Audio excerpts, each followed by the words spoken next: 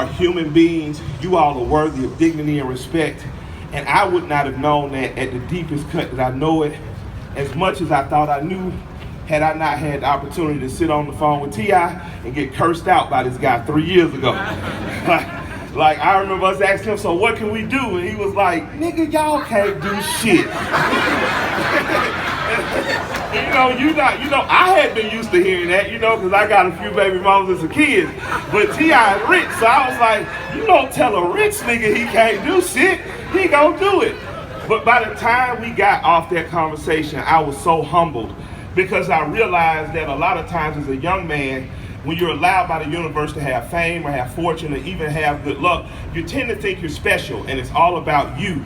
And I know I personally, not speaking for any other entertainer, I personally thought, you know what, nigga, God just liked me. You know what I'm saying? I was meant to do this.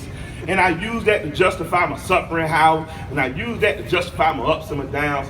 But the truth of it is, when you're given an opportunity, and an opportunity just means you wake up in the morning and you can breathe breath in and out and all of your limbs work and you have your same mind and body, you have an obligation, a moral obligation to recognize and validate the humanity in other human beings. That is beyond our car. That is beyond our house. That is beyond how much we owe on a tax debt. That is beyond any anger or feelings or emotions. And I learned that from an old man. I learned that sitting with him, and I'm tired at 5 in the morning at the Waffle House with my wife. And he said, hey, I'm talking to you. You looking at me? Huh? I mean, the first time we met, we spent so much time together, I thought I was related to him. Because he poured out freely with so much information, with so much knowledge. And I know the sensationalized stuff is the conspiratorial stuff and things of that nature, and the other stuff is, you fat, right? You need to eat fruit for a month. But what I really learned about him is that he loved us. Oh, black people, he loved you. He loved you.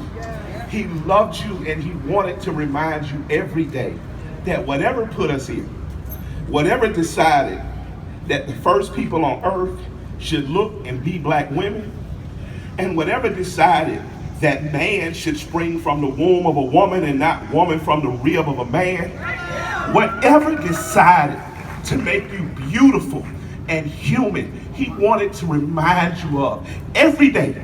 He wanted you to understand that your job is not bigger than your children. He wanted you to understand that the equal partner you have is right there in that home with you. And he wanted you to understand that no nationality and no government and no flag superseded the universal law of love and compassion and care and concern. This man, when he left us, a library burnt down. When he left us, a great center of education is gone.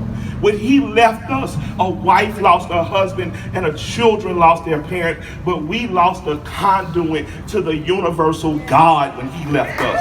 We left an agent for the universal God when he left us. We left someone that'll tell you after you've read all the books and after you know all the knowledge you know, I hope it affirms what you already knew in your heart. I hope it affirms, no matter what garbs you wear, that every person is regal and royal and deserving of love. And that's why I stumbled out of a club at 3 in the morning. I didn't drink, I smoked though, marijuana.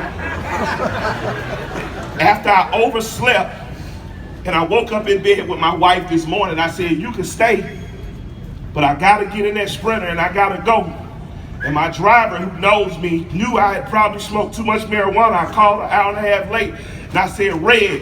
He said, Mike, I'm downstairs. And I got in that Sprinter, and my wife got in that Sprinter, and my best friend got in that Sprinter, and I'm here out of my moral obligation to continue what you did.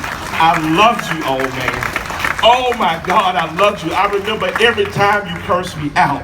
I remember when my wife said to you, you're gonna stop saying bitch in front of me. And you said, you ain't a bitch, are you? And she said, no. He said, well, what you offended by? And she said, I'll push your old ass down. And you never said bitch the rest of the night. If we didn't say it enough, while he was here, make sure you tell his children. Make sure you tell his wife, thank you, and I love you.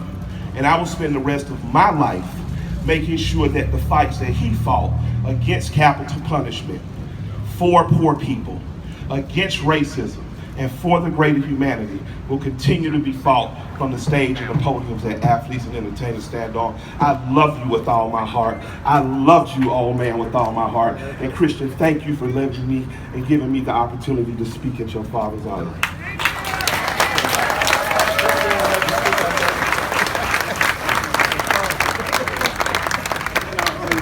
When he started talking about marijuana, the police said, what? Whoa. It's medical marijuana. Medical marijuana. That's legal in Washington. That's it. Yeah, you can go now. We got you covered. You